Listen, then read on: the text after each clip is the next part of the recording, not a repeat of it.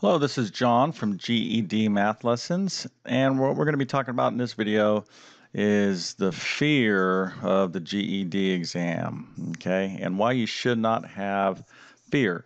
So, I'll have to say, I run this site. I'm the creator and founder of GED Math Lessons, so I'm speaking to many people on a daily basis um, about the GED, their personal experiences, etc. So I try to give them the best advice. But I could tell you right now that probably the the one central theme that I see from people, and it's natural, I'm not judging or criticizing, is fear. It's creating a barrier between your ability to pass this exam. Okay, so I kind of like to do little sketches. So let's say this is you, and here is passing the GED.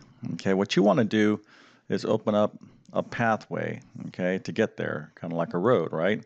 And you want to get on that path. And if you know you're at point A, you're going to end up on point B if you do the work. However, this could be an issue if, let's kind of scoot this over here, if you have fear, okay, and too much anxiety. So if you have a lot of fear of the exam, and this is, I'm using the word fear, but what this really means is, kind of a negative emotional state. It's acting as a barrier for you to actually pass this exam. So what you're fearing the most, you're actually creating that outcome. Okay, so what I'm trying to do is hopefully give you some techniques, some tips, and put things in perspective for you, so you can kind of relax about this process. So let's just kind of start. I like this kind of acronym here. Let's start with the word fear. So fear, F-E-A-R. If you may not have heard of this, or you may or may not have heard this acronym, but it's false evidence appearing real. False evidence appearing real. So in your mind, you got a lot of thoughts going on there that's creating this fear, okay? And anxiety. Some of it might be regret, okay? Regret of the past. Boy, if I would only have done this, I so regret dropping out of school. I so regret not doing that, or this and that. This regret. Well, that's not directly fear. It's causing anxiety, and anxiety translates into fear. It's all negative energy. Okay, so if you have a particular story that you're telling yourself, and a lot of it's centered around regret, you're gonna have to change that story. But you have to, for lack of a better word, you're gonna have to forgive yourself of the past. Just let it go. You're only human, and by the way, every person on multiple levels deals with this. It's a human condition.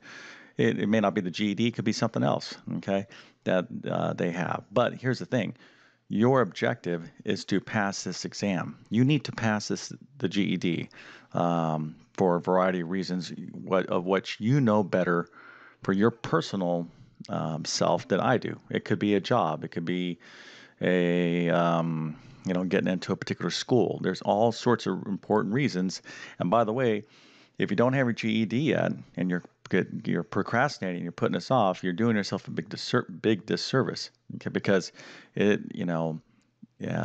education requirements are kind of going up for lots of employer positions. You need to get this done.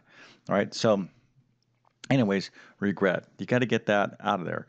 The next thing is actual fear of a subject. Okay.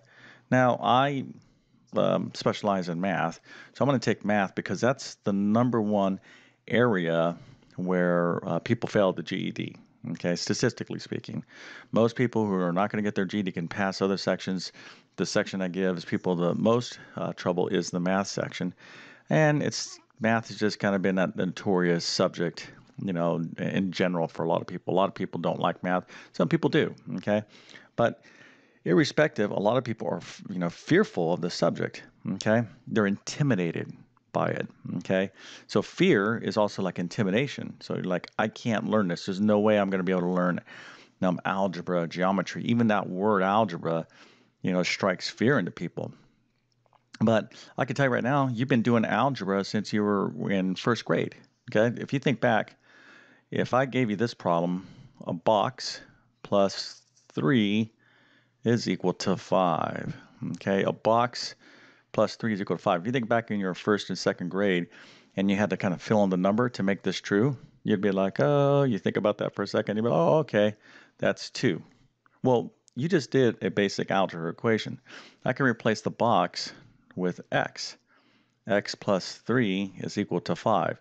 So as soon as the box goes away and I place a variable there, x plus 3, people all of a sudden might become intimidated to this, where this is like, oh yeah, this is easy and natural. They're the same problem, okay? But it's your perception of things. You see this and this, you recognize this as algebra. Oh, that's some sort of algebraic type thing. It's too complex for me, etc. Listen, I could tell you right now, and I've been in this math game for decades, that the number one secret thing to help a math student, like go from doing poor to doing great, from my standpoint, and what I've been doing is I work on people's psychology.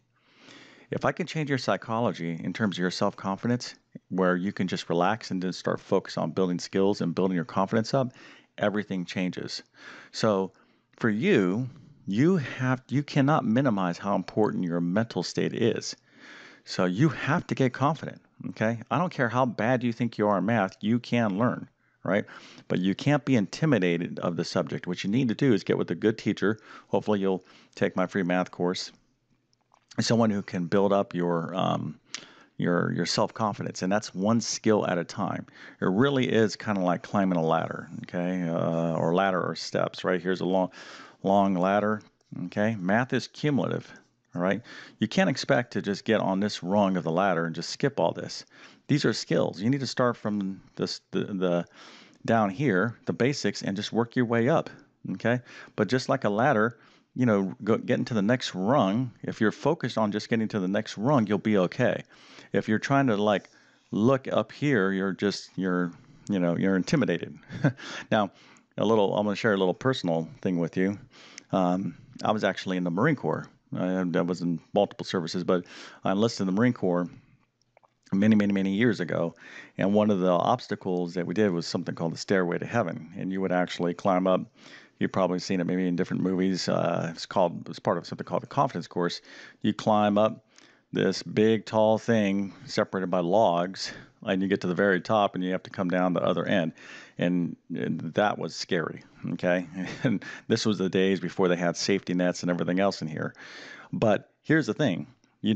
I didn't look, you're the kind of trained, you don't look up here because you're going to have a lot of fear. Okay? If you're trying to see that, you just concentrate on what's right ahead of you. You got to shift your focus, narrow your focus down. Okay. So your focus, I can spell that correctly. So if you narrow your focus, that's going to help you with your fear. Okay. So let's put that down. Narrow focus. Now, what do you mean by, like, practically, how does that work in terms of the GED? Well, just focus on one thing at a time. Okay, don't look at the entire subject of math, for example. Just focus on, let's say, fractions or positive and negative numbers. Do one thing at a time, okay? Because there's no cheating the system. Just like this obstacle, you're not getting up here without getting through these different steps. And math is no different. I think a lot of people, because it's not a physical, you can't see it physically, it's a mental thing. A lot of people think they can kind of skip and take shortcuts. Well, when you do that, all you're going to do is just have frustration. It's just like, hey, if I'm trying to jump to this rung up here, guess what I'm going to do? I might jump off this log and I'm going to end up falling. Boop. I'm going to get frustrated and I'm going to keep doing it and just hurting myself, really physically damaging myself, falling down and getting smacked pretty good. That's what people do themselves with the GED. They try to take on too much. Their goals are unrealistic. Okay. And then when they try to say, oh, I'm going to learn math in 3 days and then just try to cram and then they can't get anything right. It's like falling straight to the ground. They hurt themselves and that weakens your ability to actually move forward. You see what I'm saying? So you have to, you got to start working smart and you got to have realistic expectations. Okay.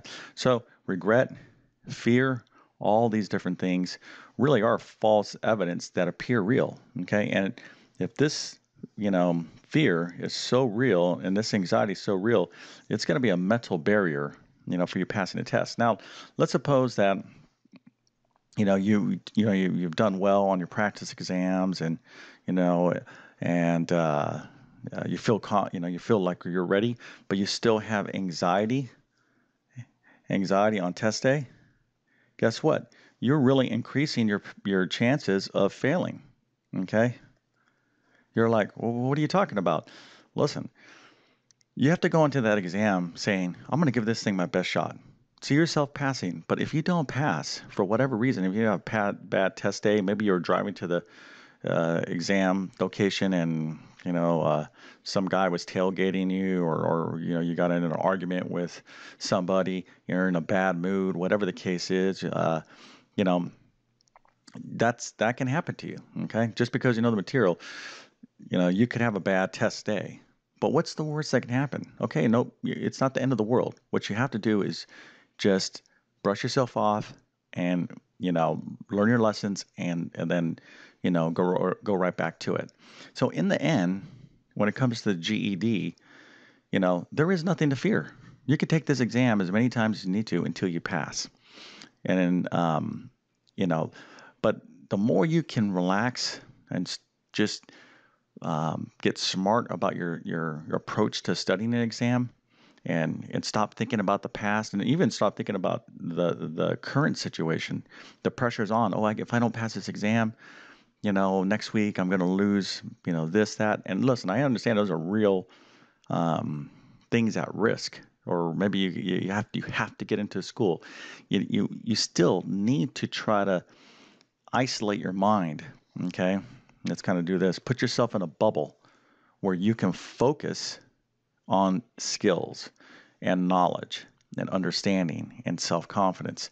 And that right there is the secret. Building a strong psychology and building your confidence is going to minimize this. It's going to weaken this wall of fear and anxiety down. It will always be there. There'll always be fear and anxiety, no matter what. Okay, but the key is to reduce this, is to weaken it. So this is not just a huge, strong brick wall. You actually break it down, and through your self-confidence, you can have enough momentum to knock it down and get to where you're going. And when you do that enough times in life, by the way, whether it's the GED, you start believing in yourself more and more and more. Okay, and I'll tell you right now, I don't care who you are on the other end of this video. All right, you can pass this exam. You can pass this exam. And I can't even think of, well, unless you have some so significant disability, and even then, I've seen pretty, uh, like impressive results from people who've had the worst of challenges. Okay, so if you have, your basic faculties amongst yourself, and you're already working a job, and you have, decent basic skills, you can pass this exam. It's really up to what you choose to believe about yourself. And there's an old saying that goes, hey, whether you think you can or you think you can't, either way, you're correct. Okay? You really got to get a hold of your psychology, because it's probably the number one secret formula in terms of guaranteeing you passing the exam, and it's the number one block for those of you who are failing. Okay, so start with your psychology, start with your fear, and just organize your thoughts. Okay, put it down on paper. Okay, honestly, you should do a little sketch of yourself, and you got to do this more than just once. Okay, this is like a daily, well, like a personal development routine. Okay, and maybe do it even when you're after you've taken a practice exam. Think about it, put things in perspective, and you'll build up momentum and you'll pass this thing. This is really important stuff, and I'm very passionate about this. That's why I'm out here putting, myself, I don't have fear of who's watching this video, because I know in my heart that I'm passing on, valuable information. And when you have that you have that kind of fire in your gut and in your heart that, hey, you need to pass this GED because you want to do better in life. Maybe you have a family, and you want to better take care of them or whatever. You got that fire inside of you, that internal motivation that's making you want to, do something, really good. Okay, that already tells you enough. That already tells you what you need to know about yourself. that you're a goal, you're an achiever, you're going for something, and build upon that. Well, let me go ahead and just wrap this video up. And hopefully I inspired you to take some action. By the way, if you enjoyed the video or my work, please subscribe, maybe give it a thumbs up, and let me know. I try to read. Let me know your feedback. I try to read as many comments as possible. But if you're inspired, when it comes to the math portion of the GED, definitely would like to invite you over to my website, gedmathlessons.com. The website's been out there for maybe like 5 years. Have thousands and thousands and thousands of people take the course and pass successfully, and it really is it's a great privilege for me to be able to. I really enjoy the hearing, hey, I passed a GED. I get so many of those emails, and it's just it's exciting. So the more people that can use that and benefit from this site, the better. And I'll actually leave the link in the description of this video as well. But it's gedmathlessons.com. And thanks for watching. Go get that GED. Don't let anything stop you. And have a great day.